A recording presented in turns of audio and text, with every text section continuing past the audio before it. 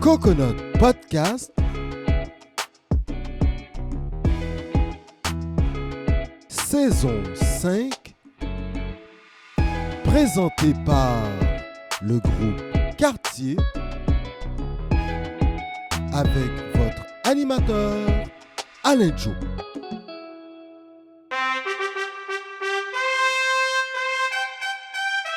Mesdames, Messieurs, bonjour, Koué.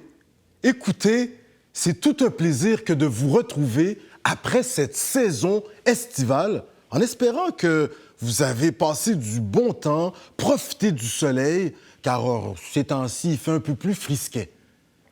C'est une grande joie pour nous d'être avec vous aujourd'hui dans nos nouveaux studios à Nomad Life TV. Oui, Coconut Podcast prend de l'expansion.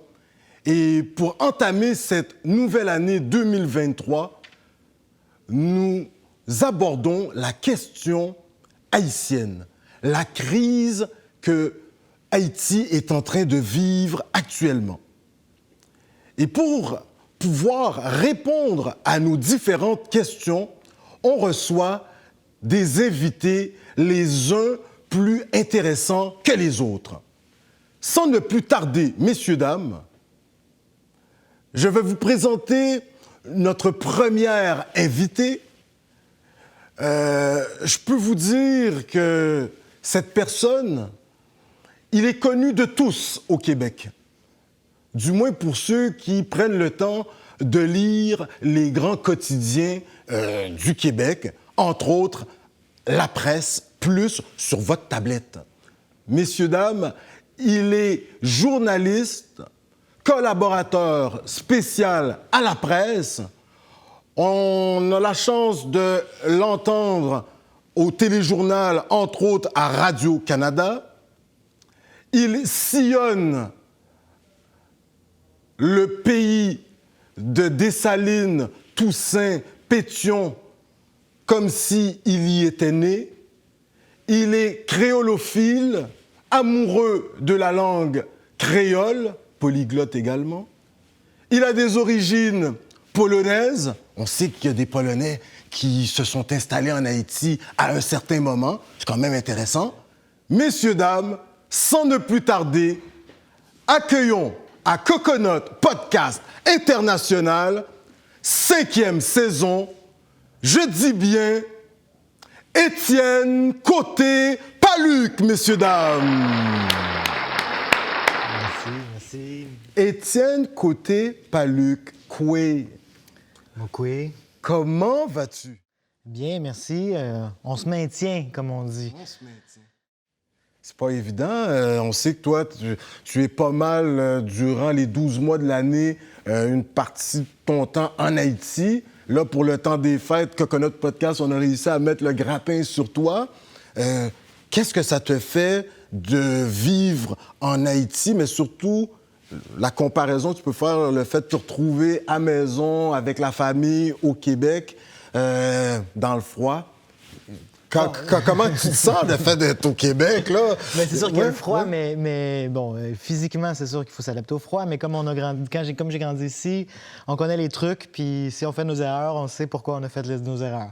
Mais non, c'est sûr que la plus grosse différence, c'est sûr, c'est l'abondance, parce que ici, je suis entouré de gens qui réussissent à vivre de leur travail, puis à subvenir à leurs besoins.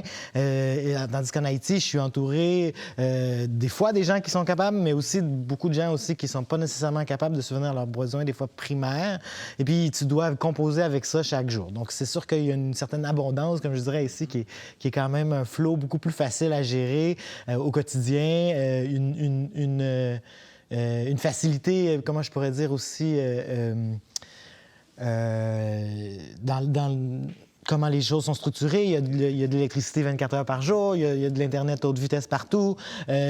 Donc, il n'y a plus rien à gérer. Mais ça ne te choque pas? Il n'y a pas quelque chose qui te choque en voyant un peu le fait que le Nord, les pays occidentaux, on soit dans cette abondance, puis même qu'on se lance dans du gaspillage par moment.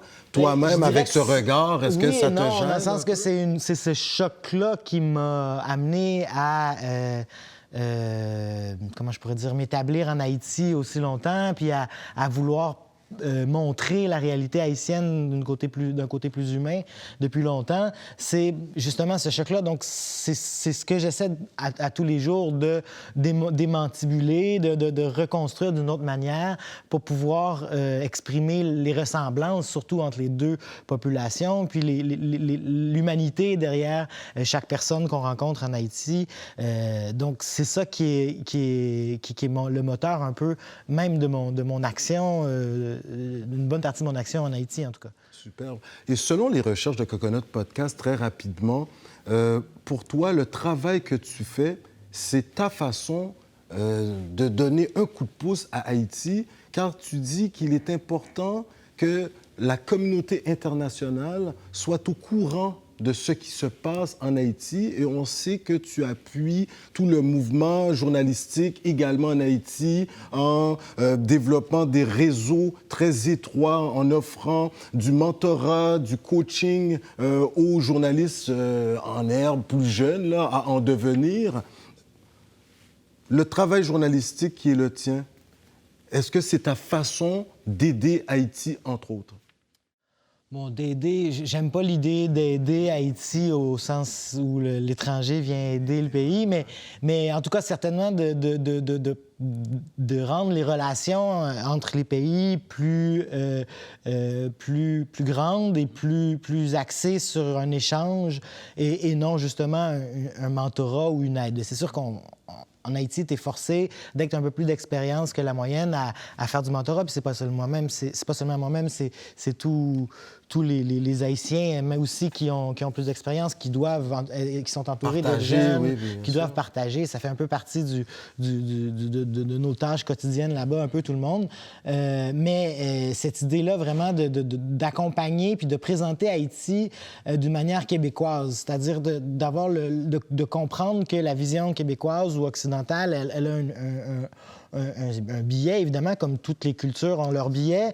On ne rentre pas dans les questions de colonialisme, évidemment, là, mais il y a un biais et puis il faut aller plus loin que ce billet-là, bien, il faut expliquer dans les mots que les gens peuvent comprendre qu'est-ce qui se passe, dans les gens, comment les expressions qui sont dites, qu'on parle des gens, comment tu photographies aussi, que tu filmes les gens, comment le faire, bien, tout ça est important dans le processus. Donc, pour moi, c'est à travers ça aussi que j'insiste sur ce genre de points-là. C'est vraiment ça ma mission à la base. Et de poursuivre cette mission que tu t'es donnée, hein, tu as quand même fait des études, tu as travaillé en journalisme au Québec, de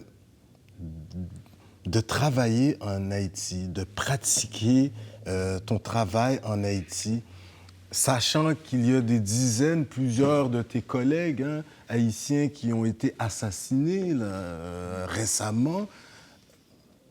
Est-ce qu'il n'y a pas une petite peur en quelque part à l'intérieur de toi, ou si tu es vraiment ce genre de journaliste à la René Lévesque là, qui va sur le front en quelque sorte? On n'était pas avec René Lévesque, on ne sait pas jusqu'où il est allé.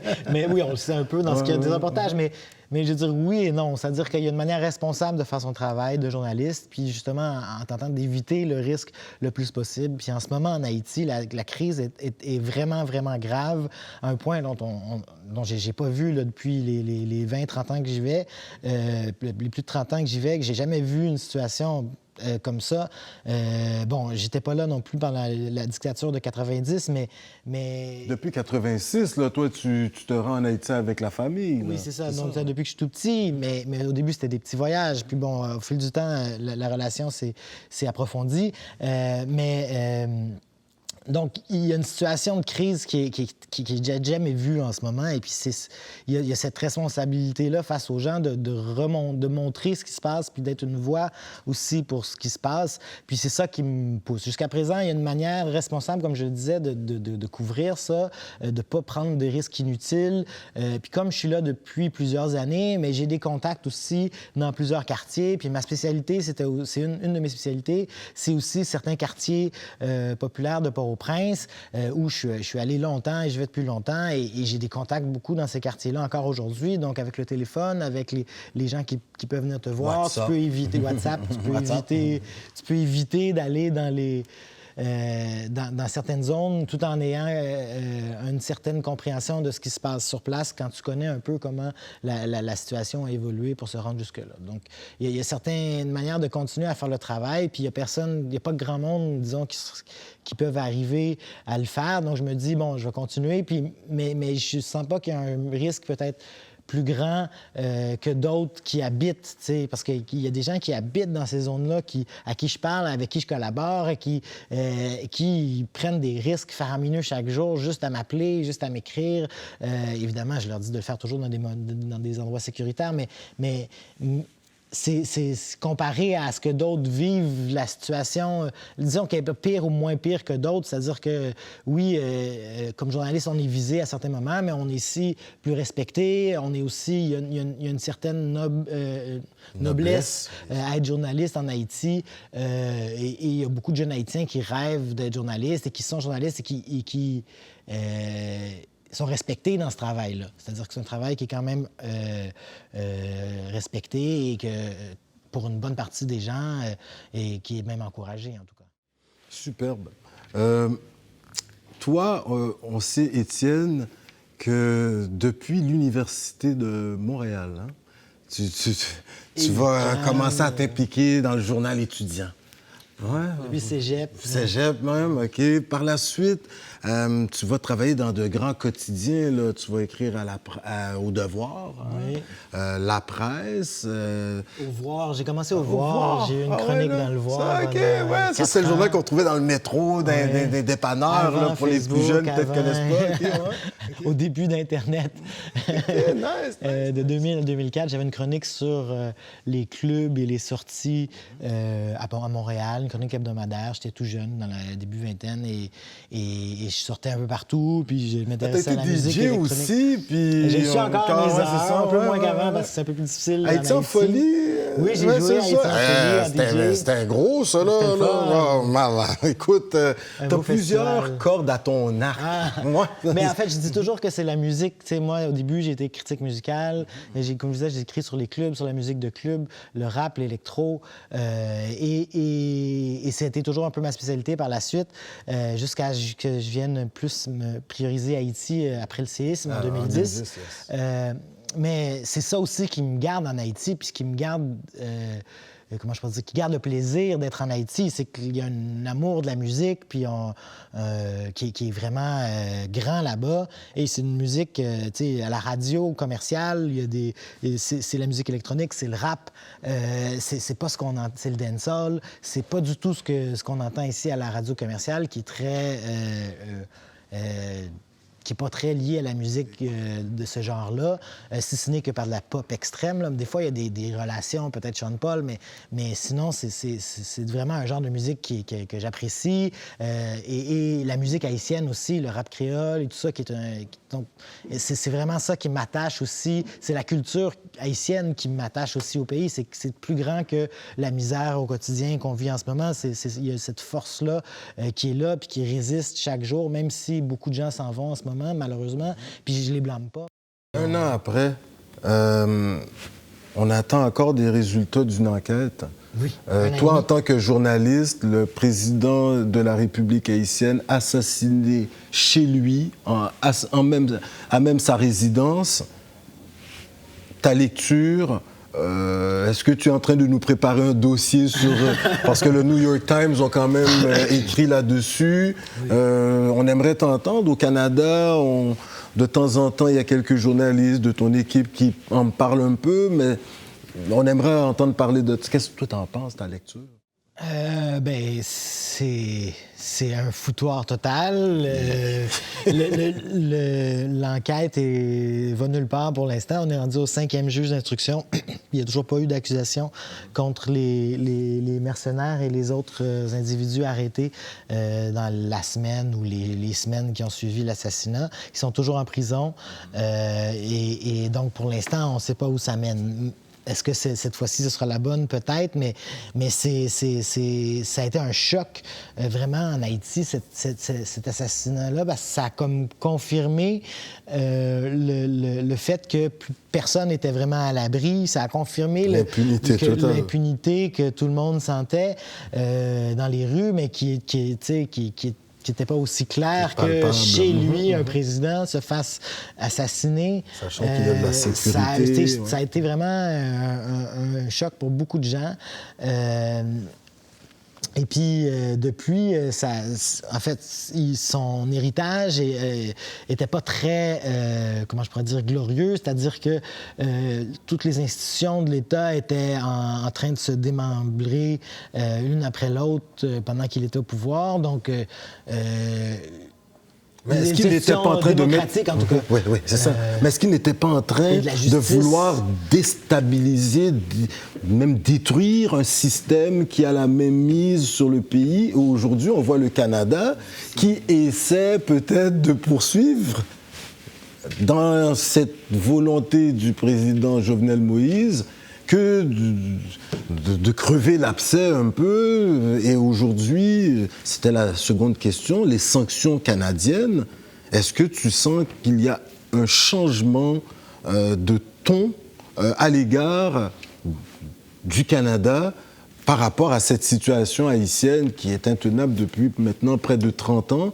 Parce que voilà, on sent qu'ils mettent des gens au banc des accusés. On attend certaines preuves quand même, là. Mais toi, j'aimerais t'entendre, est-ce qu'il était temps que le Canada fasse certains gestes de la sorte?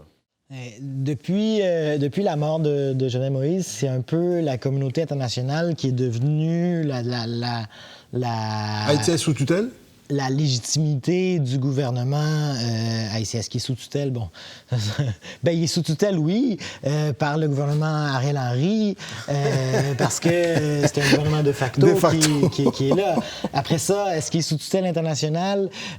Bon, je sais pas, mais c'est l'international, certainement, qui amène beaucoup la légitimité du gouvernement, c'est ça. Qui le permet de rester en place parce qu'il continue, il continue à faire affaire, il continue à faire les ententes, à faire les partenariats, parce qu'ils doivent continuer à avancer dans leur programme. Donc, c'est sûr que cette communauté-là est au centre de tout ça. Et depuis 1 an et demi, ils n'arrivent pas à mettre les gens ensemble et à faire comprendre l'urgence aux acteurs en présence de trouver une entente quelconque.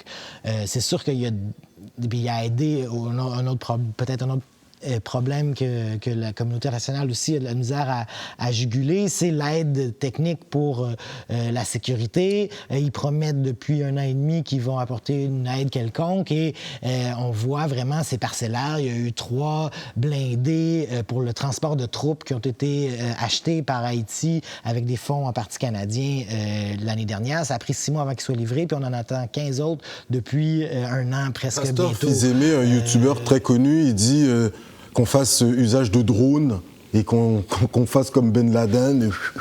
Des drones avec des bombes. Ouais, pour qu'on extermine ces bandits de grand chemin. C'est sûr que cette opinion-là est partagée. C'est-à-dire qu'il y a beaucoup de gens qui pensent qu'on devrait arriver puis avec des mitraillettes.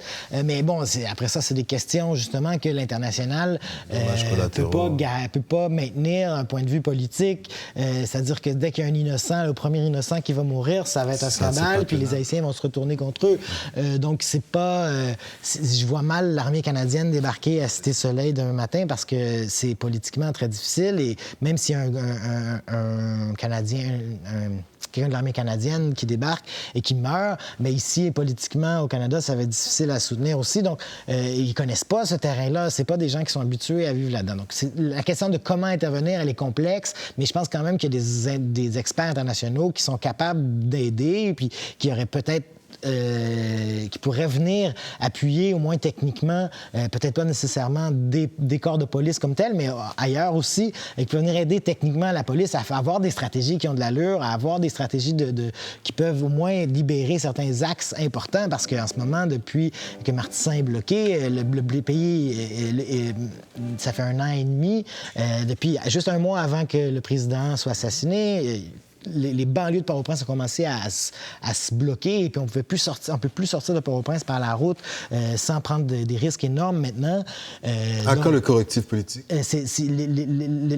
L'international aurait pu faire beaucoup plus là-dessus puis il n'a pas été capable. Mais pour revenir à la question initiale qui est les sanctions, là-dessus, je donnerais quand même quelque chose de positif parce que ça a amené quelque chose qui est vraiment... ça a été comme un bon coup du Canada parce que ça a levé une certaine omerta sur des noms que tout le monde connaissait en Haïti, que tout le monde soupçonnait ou que même des fois avait des preuves, mais qu'on ne pouvait pas vraiment parler. En tout cas, certaines personnes dans les listes qui ont été nommées, on savait les journalistes, les gens sur place ne pouvaient pas en parler. Et là, maintenant, même leurs comptes en banque en Haïti sont bloqués. C'était une des conséquences. Là, ça a été annoncé dernièrement.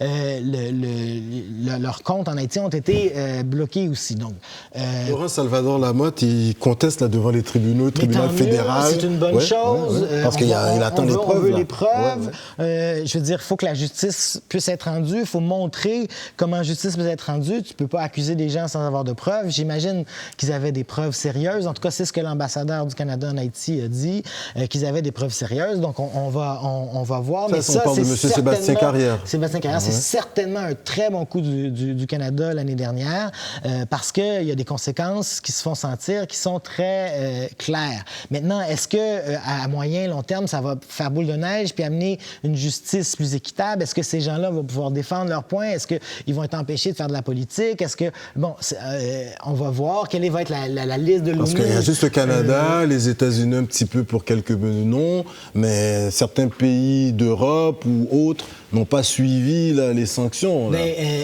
Dans les semaines qui viennent, ou peut-être même ça sera déjà fait au moment de la diffusion, mais l'ONU a annoncé que dans le mois de janvier, il y aurait les sanctions qui seraient appliquées pour tous les pays de l'ONU, qui pourraient se venir signer. Il y a un comité de sanctions, là, les 15 pays là, donc, du Conseil de sécurité. C'est quand même quelque chose de positif qui aurait probablement dû être fait il y a longtemps.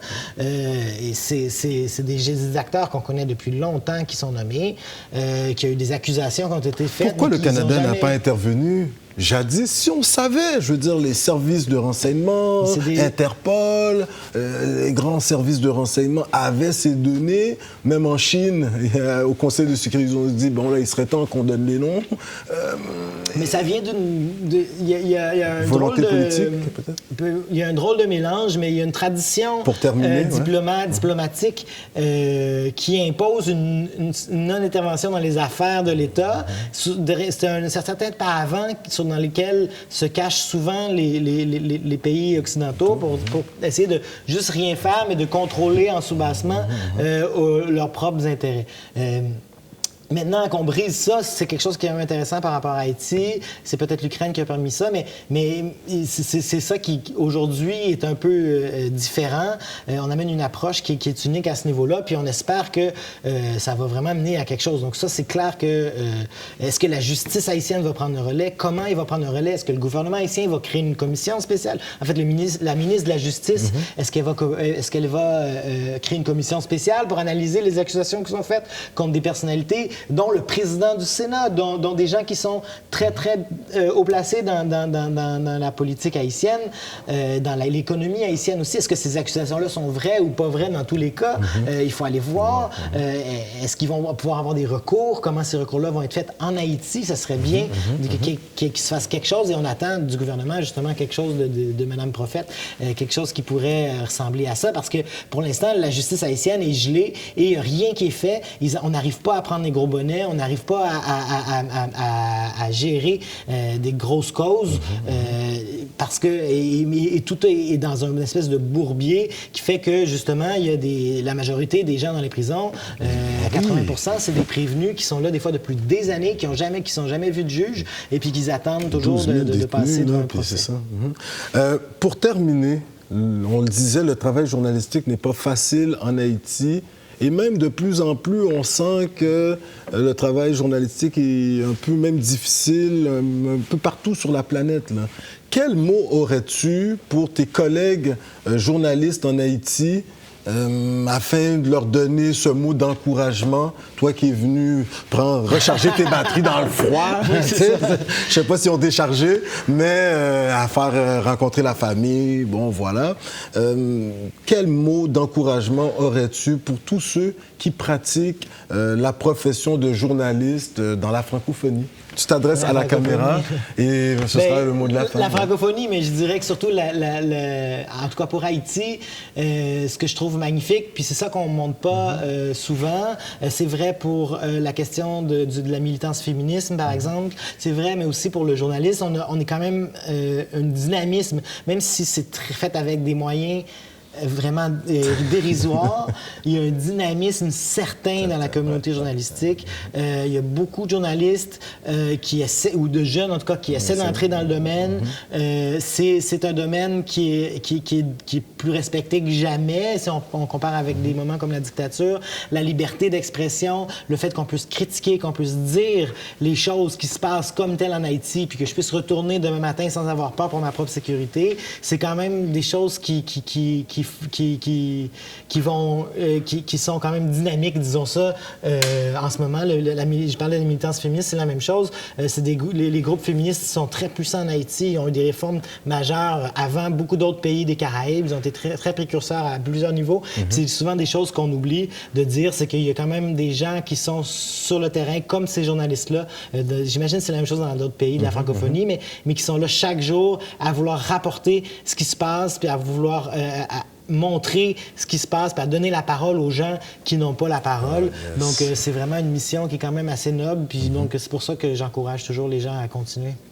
Tes parents, terminé, sont-ils fiers quand la famille, quand ils voient... Ah, c'est Étienne qui a écrit un autre article dans la presse. Ah, il est à Radio-Can.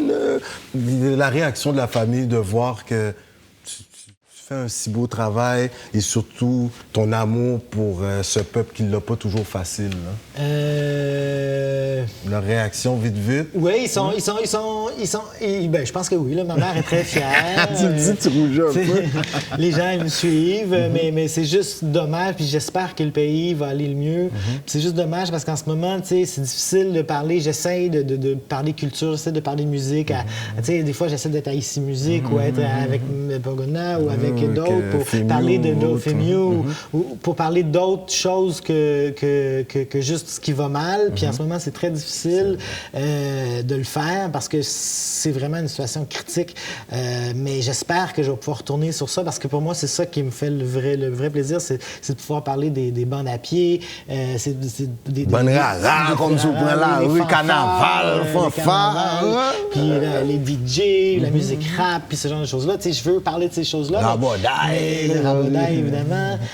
Donc, je veux parler de Rabodaï, j'aimerais ça écrire sur le Rabodaï, j'aimerais ça parler de... La culture des Tissous. La culture de la rue, de ce qui, des fêtes de rue. Ouais, c'est ça. Des fois, il y a des choses vraiment chouettes qui se passent, mais j'y arrive pas parce que en ce moment, c'est un peu... C'est une réalité, mais qui est très, si on veut... Encore un livre. Très rabaissé. Les mémoires de Côté Paluc. Ben, il faudrait trouver un financement, mais c'est difficile de s'arrêter puis d'arrêter de payer... C'est son moi, c'est ça la réalité du travailleur indépendant. Mais peut-être un jour, j'en ai déjà parlé, peut-être qu'avec des gens, je sais pas, un jour, peut-être que je vais me décider. Je pense bien.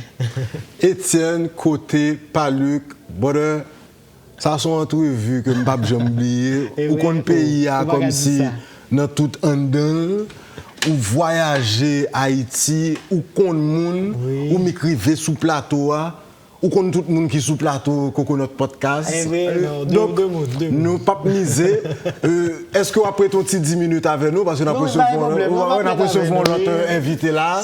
Donc, mon cher, tout le monde a vu que nous sommes passés avant là, et puis, non, les jours sur Haïti, c'est incroyable.